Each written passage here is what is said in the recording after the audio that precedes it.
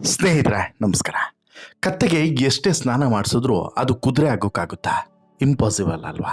ಅದೇ ರೀತಿ ಒಮ್ಮೆ ಮೋಸ ಮಾಡಿದವರು, ಒಮ್ಮೆ ಮೋಸದ ಹಣದಲ್ಲಿ ಬದುಕೋಕೆ ಶುರು ಮಾಡಿದವ್ರಿಗೆ ಮೋಸ ಮಾಡೋದು ದೊಡ್ಡ ವಿಚಾರ ಆಗೋದೇ ಇಲ್ಲ. ಅದೇ ರೀತಿ ಇಲ್ಲೂ ಕೂಡ ಈಗ ಇದೇ ವಿಚಾರ ಸತ್ಯ ಅಂತೇಳಿ ಸಾರಿ ಸಾರಿ ಹೇಳ್ತಿದ್ದಾರೆ. ಅದೇ ಚೈತ್ರ ಕುಂದಾಪುರ ಅವರ ತಂದೆ. ಹೌದು, ಚೈತ್ರ ಕುಂದಾಪುರ ಅವರ ತಂದೆ ಬಾಲಕೃಷ್ಣ ನಾಯಕ್ ಈಗ ಚೈತ್ರ ಮದುವೆ ಮತ್ತು ಚೈತ್ರ ಜೀವನ, ಚೈತ್ರ ಅಮ್ಮ ಅಂದರೆ ಇದೇ ಬಾಲಕೃಷ್ಣ ನಾಯಕ್ ಅವರ ಪತ್ನಿ. ಇವರಿಷ್ಟು ಜನರ ಬಗ್ಗೆ ಸ್ಫೋಟಕವಾದಂಥ ಕೆಲವೊಂದಷ್ಟು ಸಂಗತಿಗಳನ್ನು ಬಿಚ್ಚಿಟ್ಟಿದ್ದಾರೆ. ಅದರಲ್ಲೂ ಕೂಡ ಚೈತ್ರ ಮದುವೆ ಆದಂಥ ಹುಡುಗನೂ ಕೂಡ ದೊಡ್ಡ ಕಳ್ಳ, ನನ್ನ ಮಗಳು ಕೂಡ ದೊಡ್ಡ ಕಳ್ಳಿ ಅಂತ ಹೇಳ್ಬಿಟ್ಟು ಹೇಳೋದ್ರ ಮೂಲಕ ಇದು ಕಳ್ಳ ಕಳ್ಳಿಯ ಮದುವೆ. ಈ ಮದುವೆಗೆ ನನ್ನನ್ನು ಯಾಕೆ ಕರೀತಾರೆ, ಅವರು ಕರೆಯೋದಕ್ಕೆ ಚಾನ್ಸೇ ಇಲ್ಲ ಅನ್ನುವಂತಹ ಸ್ಫೋಟಕ ಸ್ಟೇಟ್ಮೆಂಟನ್ನೇ ಕೊಟ್ಟಿದ್ದಾರೆ. ಈ ಮೂಲಕ ಮೊನ್ನೆ ಅಷ್ಟೇ ಹಸೆಮಣೆಯನ್ನು ಏರಿದಂಥ ಶ್ರೀಕಾಂತ್ ಕಶ್ಯಪ್ ಮತ್ತು ಈ ಚೈತ್ರ ಕುಂದಾಪುರ ಜೋಡಿಗೆ ಇವರ ತಂದೆ, ಚೈತ್ರ ಕುಂದಾಪುರ ಅವರ ತಂದೆ ಇಂಥದ್ದೊಂದು ಶಾಕನ್ನು ಯಾಕೆ ಕೊಟ್ಟಿದ್ದಾರೆ ಅನ್ನೋದ್ರ ಬಗ್ಗೆ ಭಾರಿ ಚರ್ಚೆಗಳು ನಡೀತಿದ್ದಾವೆ. ಇದಕ್ಕೆ ಚೈತ್ರ ಏನು ಹೇಳ್ತಾರೆ ಅನ್ನೋದ್ರ ಬಗ್ಗೆ ಕುತೂಹಲನೂ ಕೂಡ ಇದೆ. ಅಸಲಿಗೆ ಇಲ್ಲಿ ಚೈತ್ರ ತಂದೆ ಬಾಲಕೃಷ್ಣ ನಾಯಕ್ ಅವರು ಮಾಡಿರುವಂಥ ಆರೋಪಗಳು ತುಂಬ ಗಂಭೀರವಾದಂಥ ಆರೋಪಗಳು, ಒಂದಕ್ಕಿಂತ ಒಂದು ಸ್ಫೋಟಕ ಆರೋಪಗಳು. ಹಾಗೂ ಚೈತ್ರ ಕ್ಯಾರೆಕ್ಟರ್ ಏನು, ಚೈತ್ರ ಮನಸ್ಥಿತಿ ಏನು, ಚೈತ್ರ ಎಂಥ ಹುಡುಗಿ ಅನ್ನೋದನ್ನು ಸಾರಿ ಸಾರಿ ಸಾರಿ ಹೇಳುವಂತಿದೆ. ಹೌದು, ಹಾಗಾದರೆ ಇಲ್ಲಿ ಚೈತ್ರ ತಂದೆ ಬಾಲಕೃಷ್ಣ ನಾಯಕ್ ಅವರು ಮಾಡಿರುವಂಥ ಆರೋಪಗಳೇನು, ಆ ಆರೋಪದ ಇನ್ಸೈಡ್ ಇನ್ಫಾರ್ಮೇಷನ್ಸ್ ಏನು, ಇವರಿಬ್ಬರ ನಡುವೆ ಭಿನ್ನಾಭಿಪ್ರಾಯ ಮೂಡೋದಕ್ಕೆ ಕಾರಣವಾದಂಥ ಅಂಶಗಳೇನು, ಎಲ್ಲವನ್ನು ಕೂಡ ನೋಡ್ತಾ ಹೋಗೋಣ ಒನ್ ಬೈ ಒನ್. ಅದಕ್ಕಿಂತ ಮುಂಚೆ ನೀವಿನ್ನೂ ಕೂಡ ನಮ್ಮ ಚಾನಲನ್ನು ಸಬ್ಸ್ಕ್ರೈಬ್ ಮಾಡಿಲ್ಲ ಅಂದರೆ ದಯವಿಟ್ಟು ಕೂಡಲೇ ಸಬ್ಸ್ಕ್ರೈಬ್ ಮಾಡಿ ಸ್ನೇಹಿತರೆ.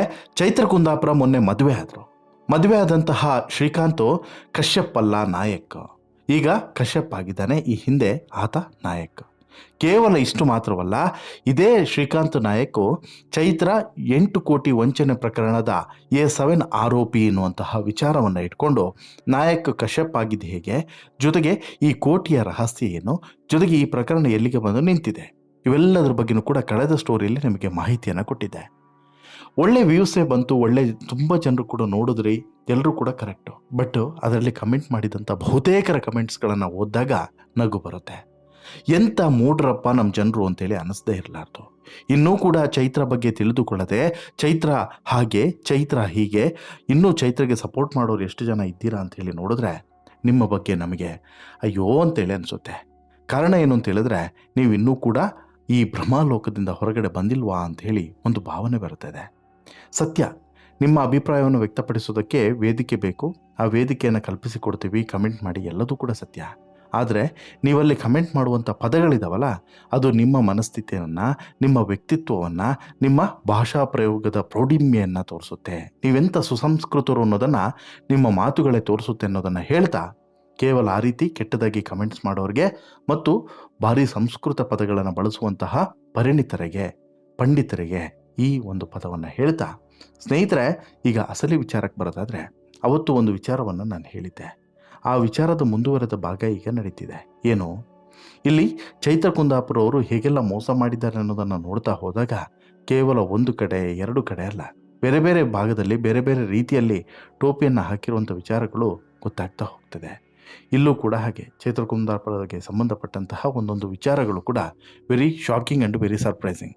ಅಸಲಿಗೆ ಇಲ್ಲಿ ಚೈತ್ರ ಕುಂದಾಪುರ ಬಗ್ಗೆ ಮಾತನಾಡಿದಂಥ ವ್ಯಕ್ತಿ ಯಾರು ಅಂತೇಳಿ ಕೇಳಿದರೆ ಅದು ಬೇರೆ ಯಾರೂ ಅಲ್ಲ, ಇದೇ ಚೈತ್ರ ಕುಂದಾಪುರ ಅವರ ತಂದೆ. ಹೌದು, ಚೈತ್ರ ಕುಂದಾಪುರ ಅವರ ತಂದೆ ಈಗ ಇಡೀ ಒಂದು ಘಟನಾವಳಿಯನ್ನು ಬೇರೆದೇ ರೀತಿಯಲ್ಲಿ ಟರ್ನ್ ಮಾಡಿ ಹಾಕಿದ್ದಾರೆ. ಮೊನ್ನೆ ಮದುವೆ ಆದಂತಹ ಈ ನವಜೋಡಿಗೆ ದೊಡ್ಡದೊಂದು ಶಾಕನ್ನೇ ಕೊಟ್ಟಿದ್ದಾರೆ. ಅಷ್ಟು ಮಾತ್ರವಲ್ಲ, ಇಲ್ಲಿ ಶ್ರೀಕಾಂತ್ ನಾಯಕ್, ಶ್ರೀಕಾಂತ್ ಕಶ್ಯಪ್ ಆಗಿದ್ದು ಹೇಗೆ ಮತ್ತು ಈ ಮದುವೆ ಎಷ್ಟು ದಿನ ಉಳಿಬಹುದು ಅನ್ನೋದ್ರ ಬಗ್ಗೆನೂ ಕೂಡ ಮಾತನಾಡಿದ್ದಾರೆ. ಬಿಗ್ ಬಾಸ್ ಸೀಸನ್ 11ರ ಸ್ಪರ್ಧಿ ಚೈತ್ರ ಕುಂದಾಪುರ ಇತ್ತೀಚೆಗೆ ಪ್ರೀತಿಸಿದಂಥ ಹುಡುಗನನ್ನು ಮದುವೆ ಆಗಿದ್ದು ಎಲ್ಲದೂ ಕೂಡ ಓಕೆ. ಗುರು ಹಿರಿಯರ ಸಮ್ಮುಖದಲ್ಲಿ ಚೈತ್ರ ಕುಂದಾಪುರ ಮತ್ತು ಶ್ರೀಕಾಂತ್ ಕಶ್ಯಪ್ ಅವರ ಮದುವೆ ನಡೆದಿದೆ. ಆಪ್ತರನ್ನೆಲ್ಲ ಚೈತ್ರ ಕುಂದಾಪುರ ಈ ಮದುವೆಗೆ ಆಹ್ವಾನವನ್ನು ಕೊಟ್ಟು ಕರೆದಿದ್ರು. ಈ ಕುರಿತ ವಿಡಿಯೋಗಳು ವೈರಲ್ ಆಗಿದ್ವು. ವಿಪರ್ಯಾಸ ಅಂತಂದರೆ, ಸ್ವಂತ ತಂದೆಯನ್ನೇ ಚೈತ್ರ ಕುಂದಾಪುರ ಮದುವೆಗೆ ಕರೆದಿಲ್ಲ ಅನ್ನೋದು ಬಹುಶಃ ಈಗ ಬಹಿರಂಗ ಆಗಿವೆ. ತಂದೆ ಬಾಲಕೃಷ್ಣ ನಾಯಕ್ ಅವರು ಸಾಲು ಆರೋಪಗಳನ್ನು ಚೈತ್ರ ಕುಂದಾಪುರ ಮೇಲೆ ಈಗ ಮಾಡಿದ್ದಾರೆ.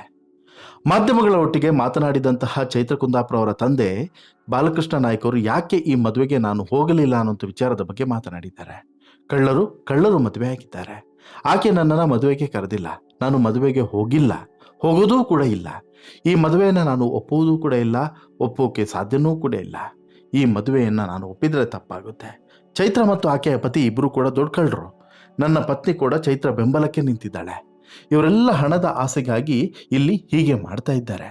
ಗೋವಿಂದ ಬಾಬು ಪೂಜಾರಿ ಪ್ರಕರಣದಲ್ಲೂ ಕೂಡ ಇವರು ಹಣವನ್ನು ಹಂಚಿಕೊಂಡಿದ್ದಾರೆ. ನನಗೆ ದೊಡ್ಡ ಮಗಳು ಮಾತ್ರ ಮಗಳು, ಅವಳೇ ಆಸರೆ. ನನ್ನ ದೊಡ್ಡ ಮಗಳು ಗಾಯತ್ರಿ ನಿರಪರಾಧಿ. ನಾನು ಮತ್ತು ನನ್ನ ದೊಡ್ಡ ಮಗಳು ಮರ್ಯಾದೆಯಿಂದ ಬದುಕ್ತಾ ಇದ್ದೇವೆ. ನಾನು ಕಟ್ಟಿದಂಥ ಮನೆಯಲ್ಲಿ ಈಗ ನಾನೇ ಅನಾಥ. ಚೈತ್ರ ಮಾತಿಗೂ ಕೃತಿಗೂ ಸಂಬಂಧವೇ ಇಲ್ಲ. ಆಕೆಗೆ ಯಾರು ದೊಡ್ಡ ಆಕೆಗೆ ಯಾರೂ ಕೂಡ ದೊಡ್ಡ ಸ್ಥಾನಮಾನವನ್ನು ಕೊಡಬೇಡಿ. ಆಕೆ ಅರ್ಹತೆಯನ್ನೇ ಹೊಂದಿಲ್ಲ ಅನ್ನುವಂಥ ಮಾತನ್ನು ಹೇಳ್ತಾರೆ. ಅಷ್ಟು ಮಾತ್ರವಲ್ಲ, ಇಲ್ಲಿ ಬಾಲಕೃಷ್ಣ ನಾಯಕ್ ಅವರು ಒಂದಷ್ಟು ಗಂಭೀರ ವಿಚಾರಗಳನ್ನು ಕೂಡ ಪ್ರಸ್ತಾಪ ಮಾಡ್ತಾರೆ. ಎಲ್ಲಿ ಏನಾಗ್ತಿದೆ, ಏನು ಎಡವಟ್ಟಾಯಿತು ಅನ್ನೋದನ್ನು ಕೂಡ ಪ್ರಸ್ತಾಪ ಮಾಡ್ತಾರೆ. ಇಲ್ಲಿ ಆಕೆ ಸೈನಿಕರಿಗೆ ಹೋಗಿ, ಅದರಲ್ಲೂ ಕೂಡ ಹುತಾತ್ಮರಾದಂಥ ಸೈನಿಕರಿಗೆ ಹಣವನ್ನು ಕೊಟ್ಟು ಬಂದಿದ್ದಾಳೆ. ಅಷ್ಟೆಲ್ಲ ಒಳ್ಳೆಯ ಕೆಲಸವನ್ನು ಮಾಡೋ ಬದಲಿಗೆ ತೋರಿಕೆಯ ಕೆಲಸಗಳನ್ನು ಮಾಡೋದಕ್ಕಿಂತ ಮುಂಚೆ ಮಾಡಬೇಕಾದಂಥ ಕೆಲಸಗಳನ್ನು ಮಾಡಿದಿದ್ರೆ ಬೆಟರ್ ಅಂತೇಳಿ ಎಷ್ಟೋ ಸಲ ಅನಿಸುತ್ತಿದೆ. ಇನ್ನು ಚೈತ್ರ ಕುಂದಾಪುರ ಮತ್ತೊಂದು ವಿಚಾರವನ್ನು ಕೂಡ ಇಲ್ಲಿ ಮುಚ್ಚಿಟ್ಟಿದ್ಲು ಅನ್ನೋದನ್ನು ಕೂಡ ಗೊತ್ತಾಗಿದೆ. ಇಲ್ಲಿ ಸ್ವಂತ ಹಣದಲ್ಲಿ ಈಕೆ ಏನನ್ನೂ ಕೂಡ ಮಾಡಿಲ್ಲ. ಎಲ್ಲ ಟೋಪಿ ಹಾಕಿದ ಮೋಸ ಮಾಡಿದಂಥ ಹಣದಲ್ಲೇ ಆಕೆ ಕೊಟ್ಟು ಮಾಡಿಸಿರುವಂಥದ್ದು. ಆಕೆಯ ಮದುವೆಯನ್ನು ನಾನು ಒಪ್ಪೋದಿಲ್ಲ. ಮದುವೆ ಸಂದರ್ಭದಲ್ಲಿ ನನ್ನ ಬಳಿ ಹಣವನ್ನು ಕೇಳಿದ್ಲು, ನಾನು ಕೊಡಲಿಲ್ಲ. ಚೈತ್ರ ಮದುವೆ ಸಂದರ್ಭದಲ್ಲಿ ನನ್ನನ್ನು ಕರೆದೂ ಕೂಡ ಇಲ್ಲ. ಆಕೆಯ ತಾಯಿ ಹಣಕ್ಕಾಗಿ ನನ್ನನ್ನು ದೂರ ಬಿಟ್ಟಿದ್ದಾರೆ. ಚೈತ್ರ ಪತಿ ನಮ್ಮ ಮನೆಯಲ್ಲೇ ಇದ್ದವ, ಅವನು ಕೂಡ ದೊಡ್ಡ ಕಳ್ಳ ಅಂತ ಹೇಳ್ಬಿಟ್ಟು ಬಾಲಕೃಷ್ಣ ನಾಯಕ್ ಆರೋಪವನ್ನು ಹೊರಿಸ್ತಾರೆ. ಇಷ್ಟಕ್ಕೆ ಸುಮ್ಮನೆ ಆಗೋದಿಲ್ಲ. ಅವರಿಗೆ ಮಾನ ಮರ್ಯಾದೆನೇ ಇಲ್ಲ ಕಣ್ರಿ. ನನ್ನ ಕುಟುಂಬದ ಮಾನ ಮರ್ಯಾದೆಯನ್ನು ತೆಗೆದವರು ಅವರು. ನಾನು ಸತ್ಯ, ನ್ಯಾಯ, ಧರ್ಮದಲ್ಲಿರುವಂಥ ವ್ಯಕ್ತಿ. ನನ್ನ ದೊಡ್ಡ ಮಗಳು ಶಾಲೆಯಲ್ಲಿ ಕೆಲಸವನ್ನು ಮಾಡಿಕೊಂಡು, ಹೊಲಿಗೆಯನ್ನು ಮಾಡಿಕೊಂಡು ಗೌರವಾನ್ವಿತ ರೀತಿಯಲ್ಲಿ ಬದುಕ್ತಾ ಇದ್ದಾಳೆ. ನನ್ನ ದೊಡ್ಡ ಮಗಳ ಮೇಲೆಯೂ ಕೂಡ ಚೈತ್ರ ಸುಳ್ಳು ಅಪವಾದವನ್ನು ಹಾಕಿದ್ದಾಳೆ. ಬಿಗ್ ಬಾಸ್ ವೇದಿಕೆಯಲ್ಲಿ ಎಲ್ಲ ಸತ್ಯವನ್ನು ಒಪ್ಪಿಕೊಳ್ಳಬಹುದಾಗಿತ್ತು, ಬಟ್ ಒಪ್ಪಲಿಲ್ಲ. ಗೋವಿಂದ ಬಾಬು ಪೂಜಾರಿ ಪ್ರಕರಣದಲ್ಲೂ ಕೂಡ ಹೀಗೆ ಹಣವನ್ನು ಹೊಡೆದಿರ್ತಾಳೆ. ಬೇರೆ ಬೇರೆ ಬ್ಯಾಂಕುಗಳಲ್ಲಿ ಪಡ್ಡೆ ಹುಡುಗರ ಹೆಸರಿನಲ್ಲಿ ಡೆಪಾಸಿಟ್ಗಳನ್ನು ಮಾಡಿ ಬಾಂಡ್ ಮೇಲೆ ಸಾಲವನ್ನು ಪಡೆದಿದ್ಲು. ಇನ್ನು ಈಕೆಗೆ ಈ ರೀತಿ ಬದುಕೋದಕ್ಕೆ ನಾಚಿಕೆ ಆಗಬೇಕು ಅಂತಲೂ ಕೂಡ ಇಲ್ಲಿ ಬಾಲಕೃಷ್ಣ ನಾಯಕ್ ಹೇಳ್ತಾರೆ. ಆಕೆ ನನ್ನ ಜೀವನದಲ್ಲಿ ಬರಲೇಬಾರ್ದು. ಜನ ಆಕೆಗೆ ಮನ್ನಣೆಯನ್ನು ಕೊಡಬಾರ್ದು. ತಂದೆ ಇಲ್ಲದ ಮಗಳು ಅಂತ ಹೇಳಿ ಕೇಳಿದ್ರೂ ಕೂಡ ಬೇಜಾರಾಗಿಲ್ಲ. ತಂದೆಗೆ ಅನ್ನ ಹಾಕಿದವಳು ಏನು ದೇಶ ಸೇವೆಯನ್ನು ಮಾಡ್ತಾಳೆ. ನನ್ನ ಹೆಂಡತಿಗೂ ಕೂಡ ಹಣವನ್ನು ಕೊಟ್ಟಿದ್ದಾಳೆ. ಅವಳಿಗೆ ಗಂಡ ಬೇಡ, ಗಂಡನ ಗೌರವ ಮತ್ತು ಗಂಡನ ಆಸ್ತಿ ಪಾಸ್ತಿ ಇಷ್ಟು ಮಾತ್ರ ಬೇಕು.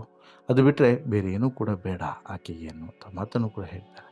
ಅಲ್ಲಿಗೆ ಒಂದಂತೂ ಕ್ಲಿಯರ್ ಆಗಿದೆ, ನನ್ನ ಹೆಂಡತಿಗೂ ಹಣವನ್ನು ಕೊಟ್ಟಿದ್ದಾಳೆ, ಅವಳಿಗೆ ಗಂಡ ಬೇಡ, ಗಂಡನ ಗೌರವ ಬೇಡ, ಇನ್ನು ಮಗಳಿಗೆ ಸಪೋರ್ಟನ್ನು ಮಾಡ್ಕೊಂಡೇ ಬಂದಿದ್ದಾಳೆ ಅಂತ ಹೇಳ್ಬಿಟ್ಟು ಬಾಲಕೃಷ್ಣ ನಾಯಕ್ ಆರೋಪವನ್ನು ಹೊರಿಸ್ತಾ ಇದ್ದಾರೆ. ಒಟ್ಟಿನಲ್ಲಿ ಒಂದಂತೂ ಕ್ಲಿಯರ್ ಆಗಿ ಇಲ್ಲಿ ಗೊತ್ತಾಗ್ತಿದೆ ಸ್ನೇಹಿತರೆ, ಏನು ಅಂತ ಹೇಳಿದ್ರೆ ಇದೆಲ್ಲದೂ ಕೂಡ ಉದ್ದೇಶಪೂರ್ವಕವಾಗಿ ನಡೆದಿರುವಂಥದ್ದು ಮತ್ತು ಪ್ರೀ ಪ್ಲಾನ್ಡು. ಇನ್ನು ಈಕೆಗೆ ಯಾರು ಚೈತ್ರ ಕುಂದಾಪುರ ಮಾಡಿರುವಂಥ ಮೋಸಕ್ಕೆ, ಚೈತ್ರ ಕುಂದಾಪುರ ಮಾಡಿಕೊಂಡಿರುವಂತಹ ಕೆಲವೊಂದಷ್ಟು ಎಡವಟ್ಟುಗಳಿಗೆ ಆಕೆಯ ಹೊಣೆಗಾರತಿ ಅನ್ನೋದ್ರಲ್ಲೂ ಕೂಡ ಡೌಟ್ ಇಲ್ಲ.